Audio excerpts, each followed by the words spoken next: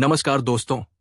आज हम बात करने वाले हैं दुनिया के उस हिस्से की जो देखने में तो बर्फ से ढका हुआ लगता है, लेकिन जहां इस समय भूराजनीति की आग तेजी से जल रही है।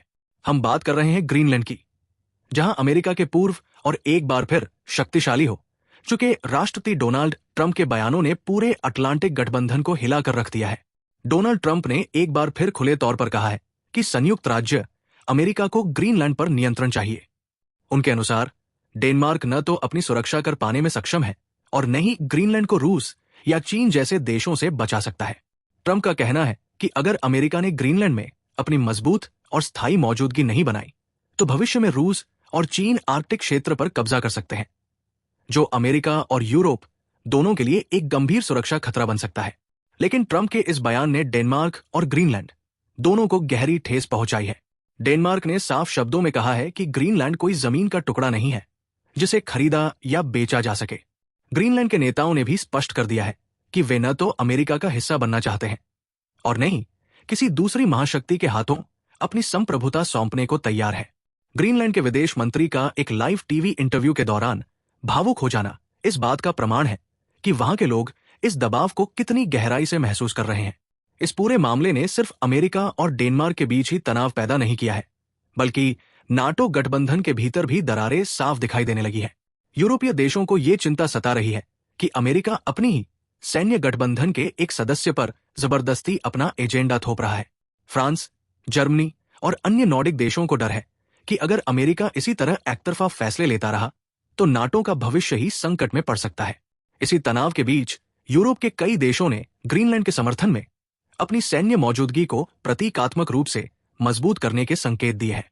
संदेश बिल्कुल साफ है, ग्रीनलैंड यूरोप के साथ खड़ा है और उसकी इच्छा के बिना कोई भी फैसला नहीं लिया जाएगा। डेनमार्क के प्रधानमंत्री ने भी खुलकर कहा है कि ग्रीनलैंड की सुरक्षा पूरे यूरोप की सामूहिक जिम्मेदारी है, न कि किसी एक देश की जबरदस्ती। अमेरिका के भीतर भी ट्रंप के ग्रीनलैंड प्लान को ज्यादा समर्थन नहीं मिल रहा है। हालिया जनमत सर्वेक्षणों के अनुसार लगभग हर 5 में से सिर्फ एक अमेरिकी ही ग्रीनलैंड को अमेरिका में शामिल करने के विचार का समर्थन करता है।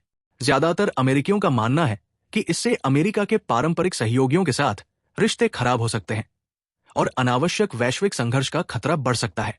ग्रीनलैंड का मुद्दा सिर्फ जमीन तक सीमित नहीं है, बल्कि संसाधनों से भी जुड़ा हुआ है। आर्कटिक क्षेत्र में दुर्लभ खनिज, तेल, गैस और भविष्य के समुद्री व्यापार मार्गों की अपार संभावनाएं हैं, जो दुनिया की हर बड़ी शक्ति को आकर्षित करती है। यही वजह है कि ग्रीनलैंड आज सिर्फ एक द्वीप नहीं, बल्कि वैश्विक शक्ति संघर्ष का एक बड़ा केंद्र बन चुका है। अब आगे क्या होगा, ये कहना मुश्किल है।